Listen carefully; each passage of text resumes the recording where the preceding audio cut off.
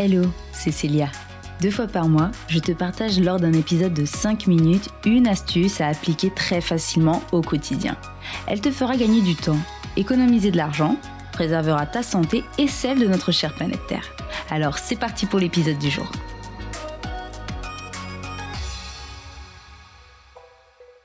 Tu as peut-être écouté l'épisode 26 de Xavier sur l'impact du numérique avec Vincent Courboulet. Si tu n'en as pas encore eu l'occasion, je te recommande vivement d'aller l'écouter. Pour commencer cet épisode, je te donne quelques chiffres clés. Internet dans le monde aujourd'hui, c'est 9 milliards d'appareils, dont 2 milliards de smartphones, 1 milliard d'ordinateurs, 5 à 7 milliards d'objets connectés. Eh oui, des chiffres qui nous donnent le tournis, surtout lorsque l'on sait que l'essentiel des impacts environnementaux découle de la fabrication de nos appareils et de leur fin de vie. 80% de leur impact total en moyenne. D'ailleurs, à elle seule, la fabrication d'un ordinateur nécessite pas moins de 240 kg de combustible fossile, 22 kg de produits chimiques et 1,5 tonnes d'eau. Comme tu l'auras compris, le numérique mobilise de nombreuses ressources et, à titre d'information, émet 2,5% des émissions de gaz à effet de serre et consomme environ 10% de l'électricité en France.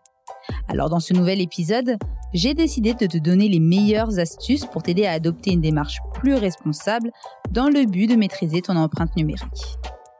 Pour commencer, il est essentiel de se poser les bonnes questions avant d'acheter. Donc avant de passer en caisse, demande-toi si tu as vraiment besoin d'un PC super puissant simplement pour saisir des fichiers Word, Excel et surfer sur le web, ou bien d'une immense deuxième télé pour la regarder de temps en temps dans la chambre. 34, c'est le nombre d'équipements électriques et électroniques que les Français pensent posséder par foyer. Ils en possèdent en réalité 99. Et 6 d'entre eux ne sont jamais utilisés. Ensuite, si après réflexion tu te rends compte que tu as vraiment besoin d'acheter ce nouvel appareil, avant de courir aller acheter du neuf, pense aux appareils d'occasion reconditionnés. Choisir la seconde main est une option plus économique et écologique qui contribue à la sobriété numérique. Il existe d'ailleurs de plus en plus d'entreprises qui proposent des produits reconditionnés, c'est-à-dire nettoyés, vérifiés et restaurés par des professionnels. On compte d'ailleurs parmi eux le célèbre site Back Market. Ces produits sont un peu plus chers que les simples appareils d'occasion, mais offrent la garantie d'être en bon état et de pouvoir fonctionner encore plusieurs années. La troisième étape est d'adopter les bons réflexes au quotidien. Pour cela, pense à mettre en veille ton ordinateur au bout de 3 minutes sans utilisation et de l'éteindre lors d'une pause prolongée. Ensuite, évite d'envoyer des mails lorsque cela n'est pas nécessaire. Envoyer un email consomme autant d'énergie que de le stocker pendant 1 an. Pense d'ailleurs à faire régulièrement le tri dans tes mails. Tu peux également stocker localement au lieu de recourir au cloud, qui est l'utilisation de data centers.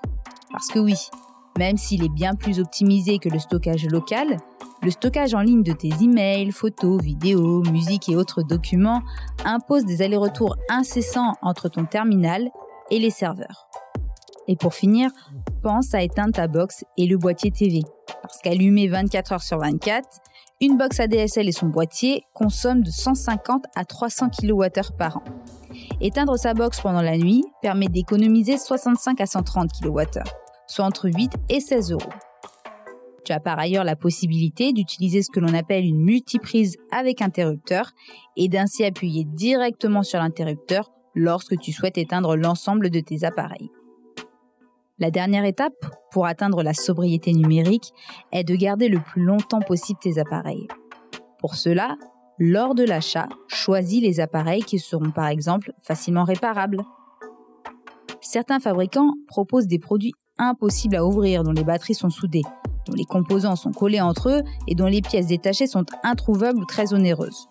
Pour ne pas se tromper, il suffit de privilégier les appareils porteurs d'un bon indice de réparabilité qui seront plus faciles à réparer ou encore de se fier aux labels environnementaux qui permettent d'identifier les produits plus résistants, facilement démontables, simples à entretenir ou encore bénéficiant d'une extension de garantie.